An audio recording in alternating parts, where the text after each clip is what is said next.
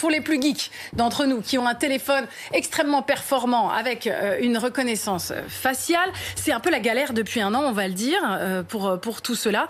Et alors, parce qu'évidemment, avec un masque, on ne nous reconnaît plus, c'est assez évident.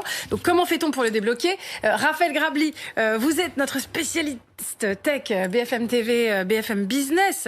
Et alors, si on peut aider Jean-Claude, j'aimerais bien que vous nous aidiez à aider Jean-Claude qui manifestement a beaucoup de mal à faire ses courses en ce moment. Jean-Claude nous dit, et c'est vrai, on nous dit que c'est mieux en pleine crise sanitaire de payer avec une appli sans contact. Ça, c'est vrai, effectivement, avec reconnaissance faciale encore mieux, sauf que l'appli ne le reconnaît pas avec son masque, donc il est obligé de faire son code de déblocage avec des gants, nous dit-il, c'est pas hyper évident en plein hiver. Comment est-ce qu'on peut l'aider? Alors malheureusement pour Jean-Claude, ça va être compliqué parce que c'est vrai, on a le fameux cadenas qui ne se débloque jamais quand on a le masque, notamment sur iPhone, parce que évidemment sur l'iPhone, il y a ce qu'on appelle Face ID, la reconnaissance faciale, qui permet de payer avec son téléphone.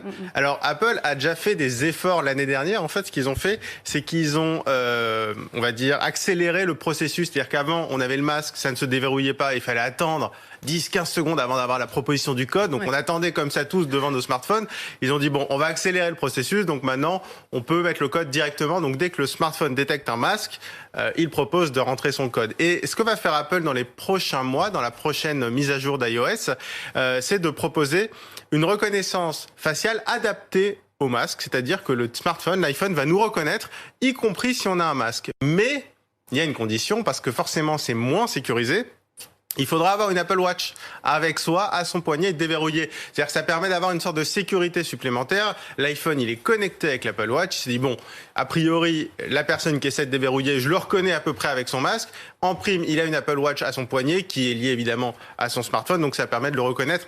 Mais quand même, la mauvaise nouvelle pour Jean-Claude, c'est que ça va fonctionner pour déverrouiller le smartphone, mais pas pour payer, parce qu'Apple juge que c'est pas encore assez sécurisé, donc malheureusement ça va pas fonctionner. Alors après, Jean-Claude a peut-être un smartphone Android, et la bonne nouvelle, c'est que comme vous le disiez Candice, il y a beaucoup de smartphones Android qui ont la reconnaissance faciale, mais aussi une nouveauté depuis quelques mois, depuis 2-3 ans, c'est le capteur d'empreinte digitale qui maintenant est sous l'écran, parce que maintenant nos smartphones, ils ont des écrans, ils sont beaucoup plus design qu'avant, il n'y a plus le bouton physique avec le capteur d'empreinte digitale. Et ben, ce qu'ils ont réussi à faire, les fabricants de smartphones Android, c'est de mettre un capteur virtuel sous l'écran qui permet du coup de déverrouiller sans masque. Et chez Apple, c'est vrai qu'on n'a plus du tout de reconnaissance par empreinte digitale, donc on est très dépendant de la reconnaissance faciale, ce qui pose problème avec le masque. Donc après, la bonne nouvelle, c'est qu'Apple devrait quand même, avec les prochains iPhone, proposer une reconnaissance par empreinte digitale sous l'écran, comme ce qui existe sur Android.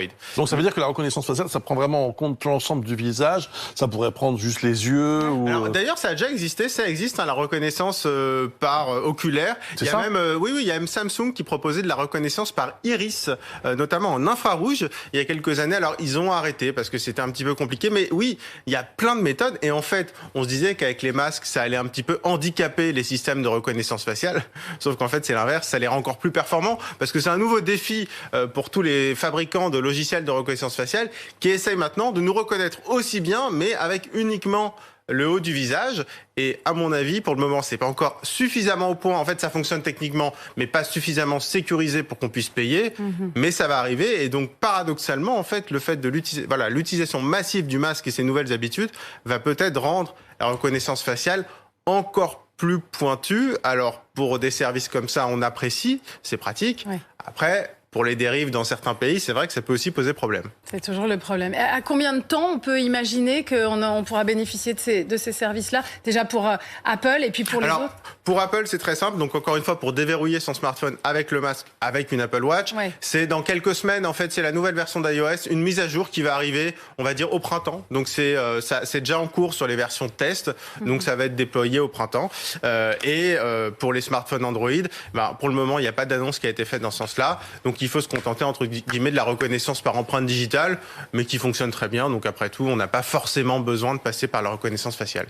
D'accord. Bon, écoutez, c'est bien aussi ces crises qui prouvent que ça nous pousse aussi dans la recherche et le développement. C'est des nouveaux enjeux un peu inattendus, mais finalement, voilà, ça pousse à innover aussi. Bon, voilà.